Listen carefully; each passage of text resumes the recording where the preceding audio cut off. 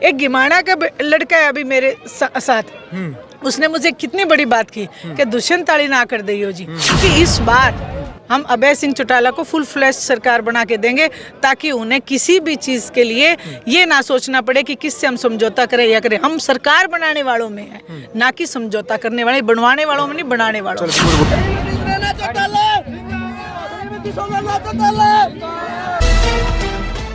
नमस्कार, मैं हूं अजय भारद्वाज और आप इस समय ग्राउंड मीडिया देख रहे हैं। साथियों, तमाम तस्वीरें आपने जो आज गतौली गांव में इंडियन नेशनल लोकदल पार्टी का जो ऑफिस उद्घाटन हुआ है, वो तमाम तस्वीरें भी आपने ग्राउंड मीडिया के माध्यम से देखी हैं। एक बार फिर हमारे साथ सुनैना चौटाला मौजूद है जी। सबसे पहले तो राम राम जी। बहुत बहुत क्या कहना चाहेंगे आज के प्रोग्राम को लेकर के, इतना जो जन सैलाब जो उमड़ा है? देखो, कहेगी तो जनता और कहेंगे पत्रकार, दिखाएंगे पत्रकार। बाकी मैं तो सिर्फ धन्यवाद करना चाहूँगी कि मेरे एक छोटे से बुलावे पे एक हमने सोचा था बस ऑफिस का उद्घाटन करना है। सच में बताऊँ तो मुझे ये था कि 100-150 हमारे आएंगे, लेकिन जो सब एक अपने अपनापन समझ के भी हमारा ऑफिस है, जो पूरा जुलाना हल्का है, मैं सबका बहुत बहुत धन्यवाद करती हूँ और उनका अभिनंदन करती हूँ। और मैं सबके बीच में इतनी प्रफुल्लित हूँ कि आज उन्होंने जो मान सम्मान बढ़ाया इंडियन नेशनल लोकदल का, उसे बरकरार रखें बस। बिल्कुल सुनैना जी, महिलाओं की भागीदारी कुछ ज़्यादा दिखाई दी यहाँ पर। देखो, ये सब हमारे, यानी कि ये मेरी दिल से मेरी एक इच्छा है कि जो महिलाएं जो है ना, उनको जो पीछे धकेला जाता है वो ना हो के, बल्कि आगे के पटल पे, पूरे विश्व के पटल पे उनकी भागीदारी हो। क्योंकि महिलाएं बहुत मेहनत करती हैं, वो घर में भी मेहनत करती हैं, वो खेत में मेहनत करती हैं, आप उनको ऑफिस में भेजो वहाँ मेहनत करती हैं, बच्चों की पढ़ाई के लिए वो मेहनत करती हैं, उनको लायक बनाती हैं। एक समाज जो है उसको पूरा बनाने में महिलाओं की भागीदारी बहुत ज़रूरी है और वो मैं समझती हूँ कि अब हरियाणा प्रदेश में महिलाओं की भागीदारी बहुत बढ़ चढ़ के रहेगी।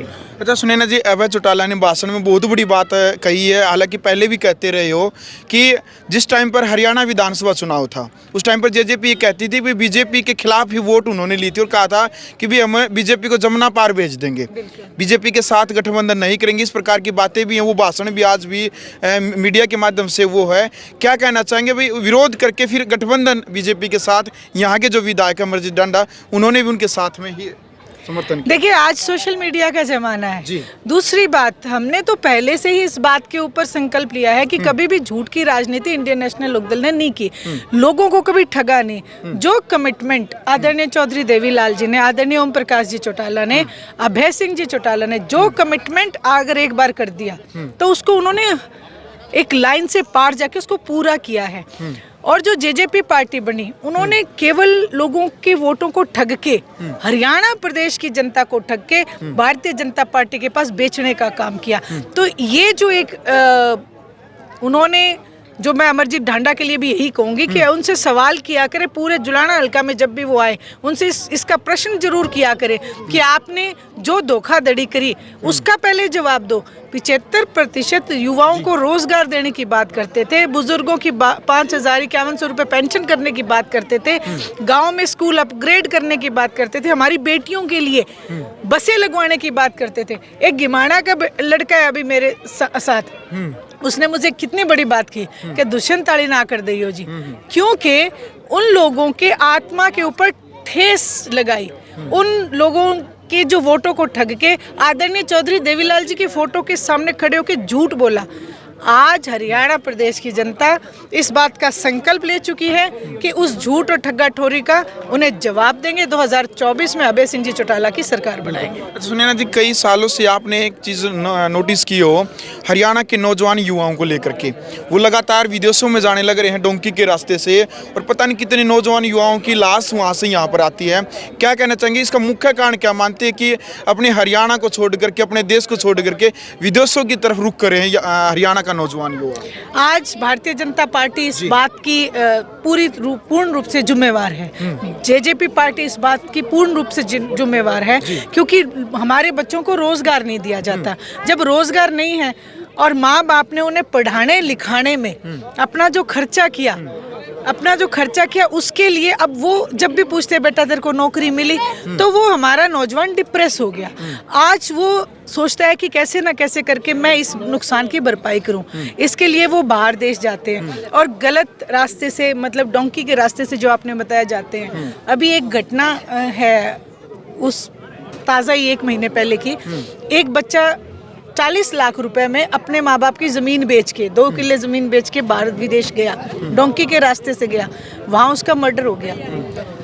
वो लाश भी 16 लाख में वापस मिली और गांव के लोगों ने उस लाश के लिए पैसा इकट्ठा किया और फिर उसके, ये आज एक चिंता का विषय है बहुत बड़ा। अभय सिंह जी चौटाला ने इस बात को विधानसभा में भी उठाया, लेकिन मौजूदा सरकार जो है घमंडी हो चुकी है। उसे नौजवान की कोई चिंता नहीं है, उन्हें सिर्फ शराब घोटाले या गेहूं घोटाला या चावल घोटालों करने से उनको कोई फुर्सत नहीं है। जनता को ठगा जा रहा है। इसलिए मैं यही कहूँगी हरियाणा प्रदेश के एक एक जन से कि वो इंडियन नेशनल लोकदल की सरकार बनाए और इन तमाम चीज़ों से राहत दिलाए।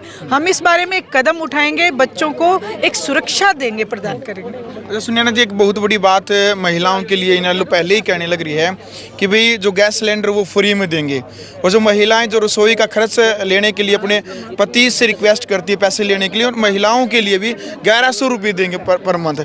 ये कैसे संभव होगा? बीजेपी भी कहती थी भाई 15-15 लाख रुपए खाते में देंगे। ये कैसे यकीन होगा भी फ्री में सिलेंडर मिलेंगे महिलाओं को? बिल्कुल। आदरणीय चौधरी ओम प्रकाश जी चौटाला जब मुख्यमंत्री थे तो 21,000 करोड़ का बजट था।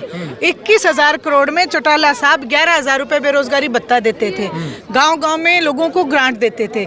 आज हरियाणा प्रदेश का बजट है 1,84,000 करोड़। हम अपनी मातृशक्ति को, ये तो हम घोषणा कर रहे हैं कि एक सिलेंडर 1100 रुपए देंगे, हम इससे भी ज्यादा एक जन कल्याण की नीति बना के महिला शक्ति को आगे लेके आएंगे और उन्हें मजबूती प्रदान करेंगे। एक फाइनेंशियल तौर के ऊपर उन्हें घर से मजबूत करेंगे। चलिए जी, 30 तारीख की जो कह रहे हैं कि भी महिला सम्मेलन जींद में रखा गया, उसका क्या उद्देश्य है? क्या वो उद्देश्य जो आपने मुझसे प्रश्न किया कि आज महिलाएं परेशान हैं, बेरोजगारी जो बच्चों के ऊपर थोप दी गई उससे परेशान है, क्योंकि एक माँ अपने बच्चे को नौकरी पे देखना चाहती है, फलता फूलता देखना चाहती है। आज वो नशे की गर्त में चला गया। उसके बारे में हम ये एक आक्रोश रैली है ये महिलाओं की।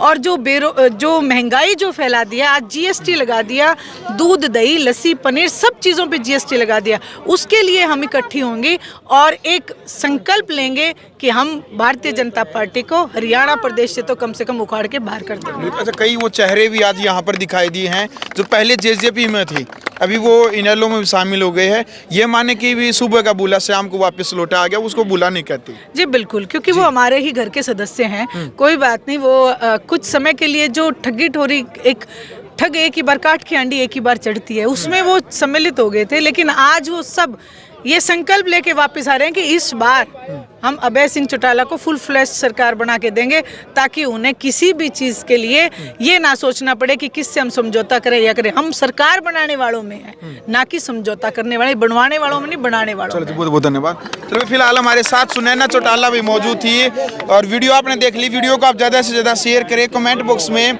आप अपनी राय रखें। ग्राउंड मीडिया के लिए अपने कैमरा शोएब इंतजार के साथ मजबा। राष्ट्र निर्माण की जानकारी के लिए ग्राउंड मीडिया चैनल को सब्सक्राइब करें और शेयर करें।